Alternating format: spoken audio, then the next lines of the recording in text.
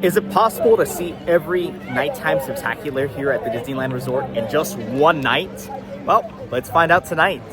All right, so here's my plan for today. So we have a total of 4 nighttime spectacular shows here at Disneyland Resort. So we got Fantasmic, we got Paint the Night, we got Wondrous Journeys, the fireworks show, and we have World of Color over at California Adventure. So I'm over here, I'm kind of on the bridge by Pirates, so I got a really nice view right here for Fantasmic. And Fantasmic starts here at about 9:05. My game plan is Fantasmic here at 9:05, and then I'm going to walk on over to Main Street right at the end of Fantasmic so I can catch Wondrous Journeys, the fireworks show. So you can actually watch Wondrous Journeys here at the kind of like the New Orleans Bay area.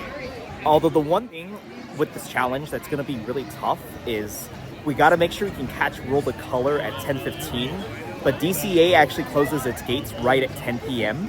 So if we miss the 10 p.m. deadline, then we're cooked. We can't see World of Color. So instead, we have to watch the fireworks from Main Street. That's the only way we're going to make it back into DCA on time. So that's one thing that we do need to consider when it comes to this challenge in particular. So assuming all that goes to plan, I'll see Roll of Color at 10:15 and then run back here to see the final Paint the Night at 10:45. It's going to actually have started by the time I get back. I have a feeling it's going to be a little bit hectic to get back into Disneyland if I want to see Paint the Night. But then, assuming I can walk faster than the parade, I might be able to catch it by Small World, because the second parade always starts at Main Street and then goes to Small World. So that is one thing I am going to try to go for. When it comes to Fantasmic, for this show in particular, if you've never actually seen it, they do like some really cool water effects and such. I'll show some clips here. I might even do some with audio. We'll see though. And then you get some really nice scenes. Like you get the villain fights. You get the Peter Pan scene. You get really emotional scene at the end with the steamboat. That one always makes me very emotional. In terms of places to sit, I usually recommend the spot that I have on the bridge, just because I do think it's very it's really nice and you get some nice views. However, if you are just doing the second show, I do like personally like going right around like 10:15, because what they usually do is they'll open up some of the spots right at the waterfront, and usually it's reserved for dining package folks. However, they usually don't sell a lot for the second show, so you get really up close to the water and pretty close to the characters too. So that is something to have in consideration.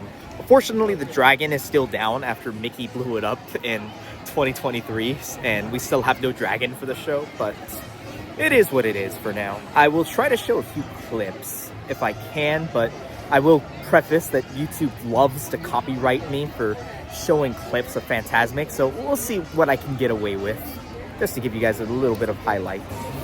Another thing with Fantasmic is that I do recommend getting here at least an hour before showtime for the first showing. The first showing tends to be the more popular one, and that's also the one with all the heavy dining package areas, where they tend to book those spots really quickly. So a lot of like the better views are usually taken pretty quickly. Some people will line up as early as 2 hours. I don't think you need to go that far, but if you really want the best spot, then you might need to. Second show, if you do choose to watch it, I do think showing up like 15 minutes early usually should work. If you don't really care as much about getting the best spot and just want to straight up see the show, then you could probably get away with just showing up like 30 minutes early to the first show.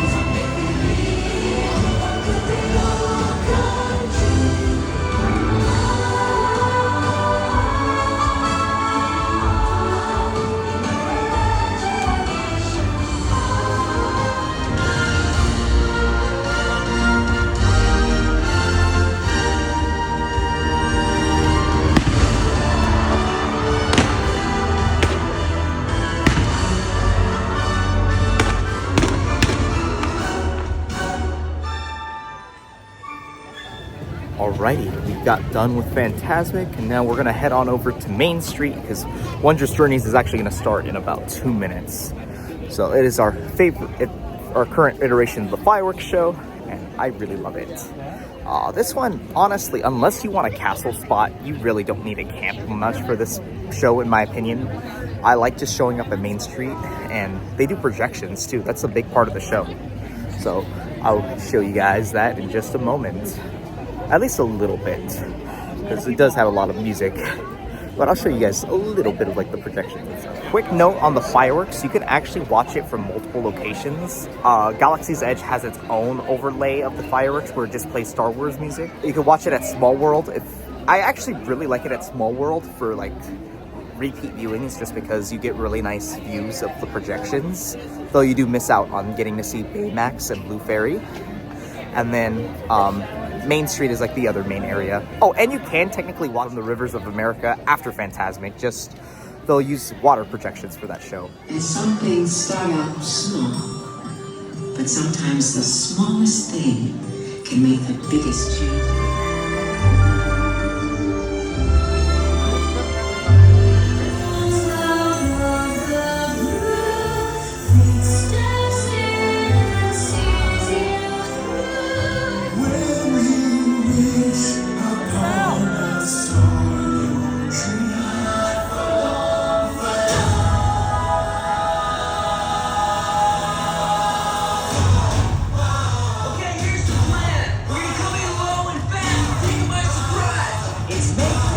We just finished Wondrous Journeys, and the lines to get into DCA are actually not horrible. So we actually got a shot at this tonight.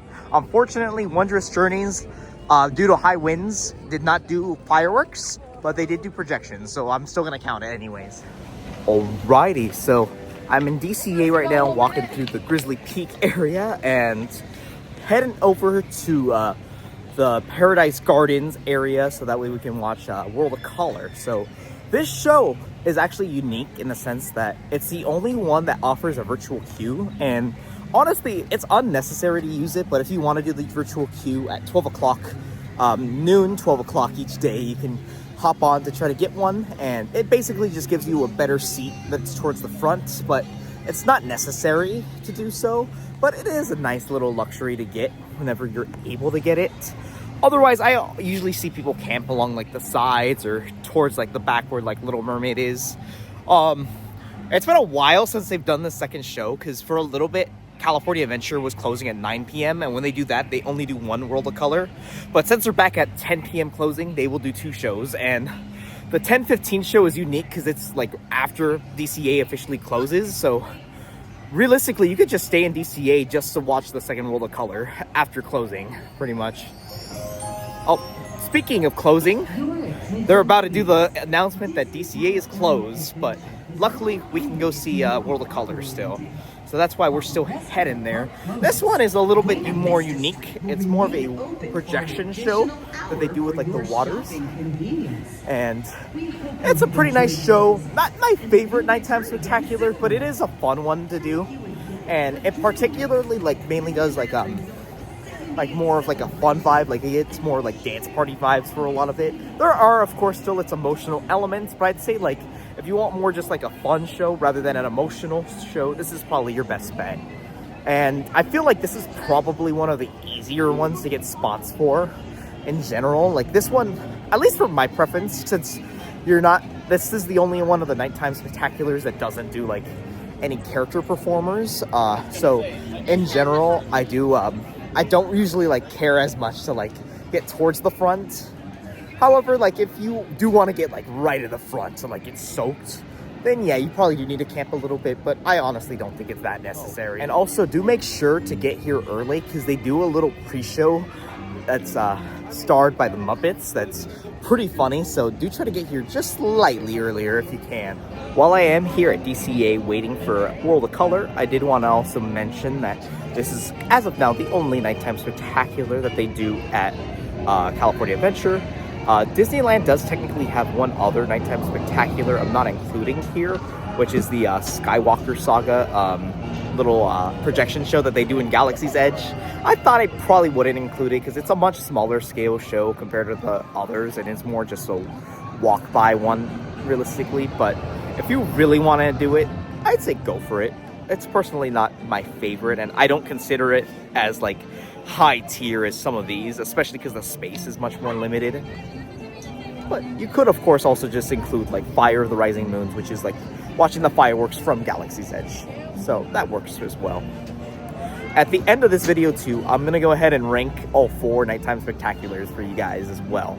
And just be aware too that some of these are going to change soon once the 70th anniversary for Disneyland ends, which is coming pretty close to around August. It's unclear. The only one that's for sure like ending as of now based on like announcements is Paint the Night.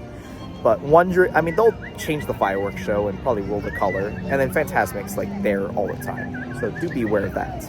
Don't jump in the bay? Well, no one said don't jump over the bay. That could be perfect for my stunt spectacular. Wait a second, Gonzo. That sounds kind of dangerous. You didn't Joe say from legal. The message was delivered, but obviously not received. Please repeat.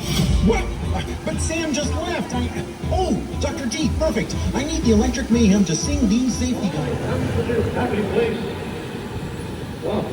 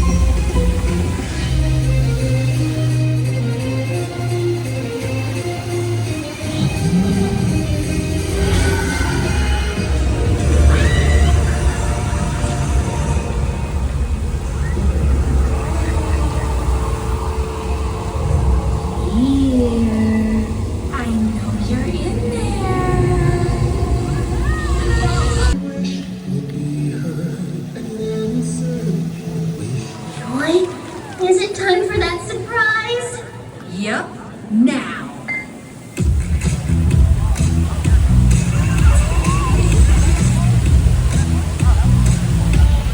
Just got out of World of Color Happiness, and right now it is 10:38 and Paint the Night starts in about 7 minutes, so I'm gonna see if I can book it all the way there. It's really just gonna come down to how long it takes to get through the entrance to Disneyland, so let's see. But we basically got it done. It's more so just I want to see if I can get a decent spot for this show. All right, so I'll let you know this for Paint the Night. If you're watching the first show, it starts on Small World and then goes to Main Street. The second one starts at Main Street and goes to Small World. If you're watching the first show, my favorite spot, if you camp out early enough to get it, is right in front. The way you best know it is it's kind of like where the Christmas tree is during Christmas time, or like the Mickey pumpkin. Right there, like the parade floats come straight to you.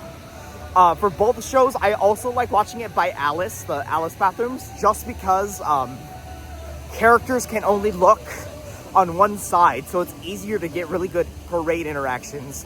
If you don't care about any of that, then honestly just find whatever spot. But that's where I personally really like to go. Second show, honestly, like a lot of like the Main Street spots are really nice, especially and then also like just anywhere the parade turns and comes straight at you, that's where I really like watching it.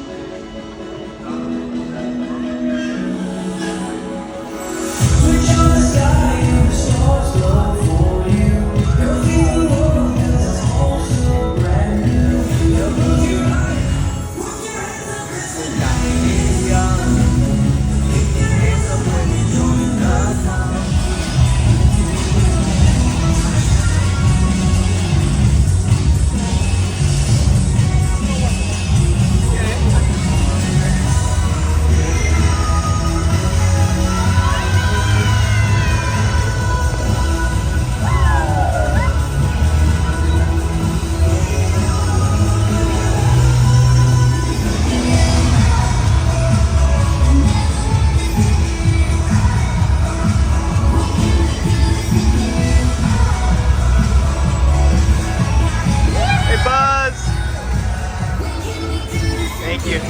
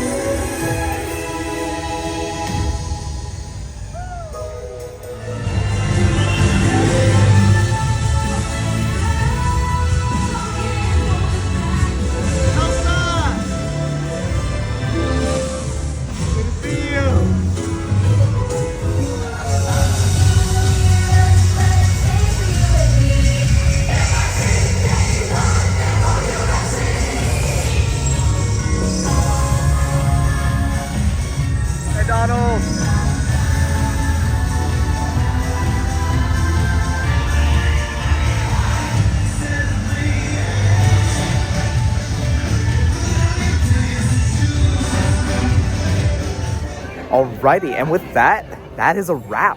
So is it possible to see all 4 nighttime spectaculars in one night? Yeah, it actually is. I feel like it actually was a lot easier to do so than I had expected. I think the only like hiccups I could think of were I noticed I did have to book it a little bit from World of Color Happiness to Paint the Night. But even then, it worked out pretty fine. So maybe it's also just the day I came. I came on a Wednesday night. I'm pretty sure if you came on like a Friday night, it'd be a lot tougher to get all of these done. Especially because Friday night, you get all the after work people that come in. But as I promised, I did want to give you guys a little ranking of all 4 nighttime spectaculars, at least in my opinion. And it's like based on like kind of like what I see in a nighttime spectacular. So number 4, World of Color Happiness. I mean, still a really solid show. I love the dance number at the end, and I think there's a lot of fun sequences throughout. Like the Incredibles scene is really cool. I love the surface pressure moment. In general, though, I feel like I get stronger emotions from the other shows. That's in my opinion, and it is also the one I see the least. But I think that's less of the quality and more so just it's all the way in DCA's, and I'm usually all the way here in Disneyland. Number 3, I would go with.